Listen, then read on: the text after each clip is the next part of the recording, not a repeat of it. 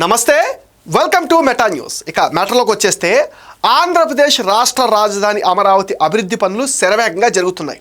Amaravati brand image పెరిగిందని, అమరావతి పైన ఎవరూ ఎలాంటి భ్రమలు పెట్టుకోవాల్సిన అవసరం లేదు అన్నారు. ఈ క్రమంలో అమరావతి డెవలప్మెంట్కి కావాల్సిన నిధులపైన ఏపీ ప్రభుత్వం ప్రత్యేక దృష్టి సారించింది. రాజధాని అమరావతి నిర్మాణాలకు కొత్త ఊపును తీసుకొచ్చేలా national bank for financing infrastructure and development 7,500 కోట్ల రూపాయల రుణాన్ని మంజూరు చేసింది. అమరావతిలో ప్రపంచ స్థాయి మౌలిక సదుపాయాల కల్పనకు ఈ రుణం ఉపయోగపడుతుందని సిఆర్డీఏ భావిస్తుంది. మరోవైపు ఆంధ్రప్రదేశ్ రాజధాని అమరావతికి తలమానికంగా నిలవనున్న ఔటర్ రింగ్ రోడ్ నిర్మాణం అత్యంత కీలకమైన ముందడుగు పడింది. ఓఆర్ఆర్ భూసేకరణకు సంబంధించి పల్నాడు జిల్లాలోని 12 గ్రామాలకు కేంద్రంగా గెజెట్లు ప్రచురించింది.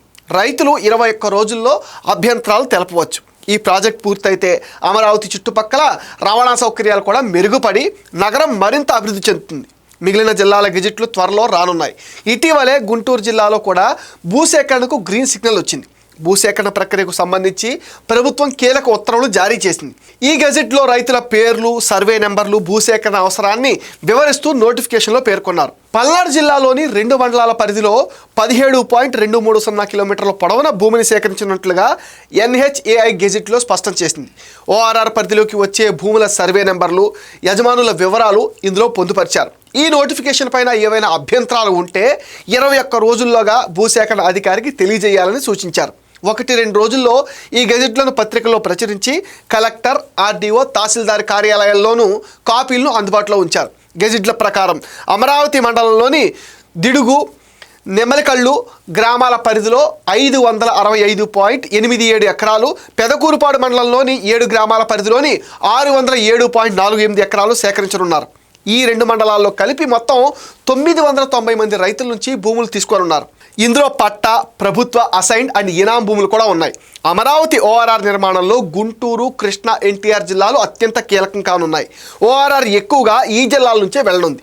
గుంటూరు జిల్లాలోని అత్యధికంగా 11 మండలాల్లో 40 గ్రామాల మీదుగా 67.650 కిలోమీటర్ల మీద భూమి సేకరణ జరగాల్సి ఉంది. గతంలో సిద్ధం చేసిన గెజెట్లో కొన్ని సాంకేతిక లోపాలు తలెత్తడంతో వాటిని సరిదిద్ది మళ్ళీ విడుదల చేశారు. కృష్ణా జిల్లాలో 5 మండలాల్లో 35.140 కిలోమీటర్లు, ఎన్టీఆర్ జిల్లాలోని 4 మండలాల పరిధిలో 51.120 కిలోమీటర్ల మేర భూమిని సేకరించాల్సి ఉంది. ఈ ప్రక్రియలు కూడా వేగంగా కొనసాగుతున్నాయి. 5 జిల్లాలకు సంబంధించి గెజెట్ ప్రకటనలు త్వరలోనే పూర్తి చేస్తామని ఎన్హెచ్ఏఐ వర్గాలు కూడా చెప్తున్నాయి. 190 కిలోమీటర్ల పొడవుతో మొత్తం 10 వరుసల రహదారిగా నిర్మించేలా ప్రతిపాదనతో ప్రాజెక్ట్ ఖర్చు సుమారు 25,000 కోట్ల వరకు చేరుకుంది. ఇందులో 6 వరుసల ప్రధాన రహదారి కోసం అండ్ ఇరువైపులా 2 వరుసల చొప్పున సర్వీస్ రోడ్ల నిర్మాణం కూడా ఉంటాయి. ఈ రింగ్ రోడ్డు 70 మీటర్ల వెడల్పుతో ఉండాలని మోర్త్ అలైన్మెంట్ అప్రూవల్ కమిటీ ఆమోదం తెలిపింది. ఔటర్ రింగ్ రోడ్ ప్రణాళిక ప్రకారం ప్రాజెక్ట్ ఖర్చు 16,310 కోట్లుగా నిర్ణయించారు. ఇందులో సివిల్ పనులకు 12,995 కోట్లు అండ్ 1,702 హెక్టార్ల భూమి సేకరణకు 2,665 కోట్లు, 124 హెక్టార్ల అటవీ భూమి సేకరణకు 150 కోట్లు, పర్యావరణ అనుమతులకు 200 కోట్లు, ఇతర వ్యయాలకు 300 కోట్లు కేటాయించారు.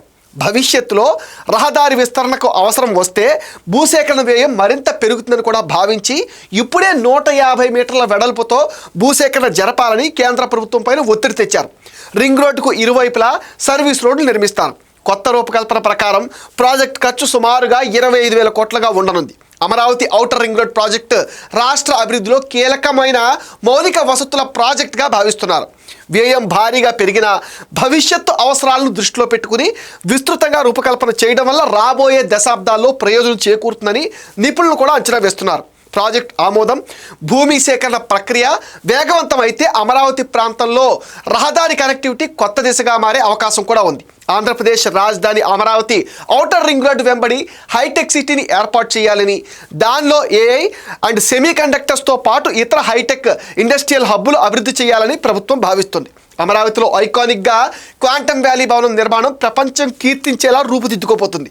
2026 జనవరి 1వ తేదీన అమరావతిలో క్వాంటమ్ వ్యాలీ ప్రారంభించనున్నట్లుగా ప్రభుత్వం ఇప్పటికే ప్రకటించేసింది. హైదరాబాద్లో హైటెక్ సిటీ మాదిరిగానే ప్రభుత్వ ప్రైవేట్ భాగస్వామ్యంతో డెవలపర్లు భవనాలను నిర్మించి వివిధ కంపెనీలకు స్పేస్ లీజ్ ఇస్తారు. అందులో శాంసంగ్, యాపిల్ మాత్రమే ఇప్పటివరకు కొనసాగుతున్నాయి. వివిధ సంస్థలను అమరావతి క్వాంటమ్ వ్యాలీకి తీసుకువచ్చేలా సంప్రదింపులు కూడా జరుగుతున్నాయి. మైక్రోసాఫ్ట్ కూడా అమరావతి క్వాంటమ్ వ్యాలీలో క్వాంటమ్ పరిశోధన కేంద్రం ఏర్పాటు చేయబోతుంది. జనవరిలో క్వాంటమ్ కంప్యూటర్ ప్రారంభం అవుతుందన్న సీఎం చంద్రబాబు దీనికి సంబంధించి కంప్యూటర్ వ్యవస్థ కూడా రెడీ అయిందని, ఇది రవాణా జరిగి అమరావతికి రావడమే మిగిలి ఉంది అన్నారు. అమరావతిని మెగా సిటీగా రూపాంతరం చెందనుంది. దీంతో మరిన్ని ప్రాంతాలు అమరావతి పరిధిలోకి వస్తాయి. కృష్ణానది పైన 2 ఐకానిక్ వంతెనల నిర్మాణం కూడా త్వరలోనే ప్రారంభం కానున్నాయి.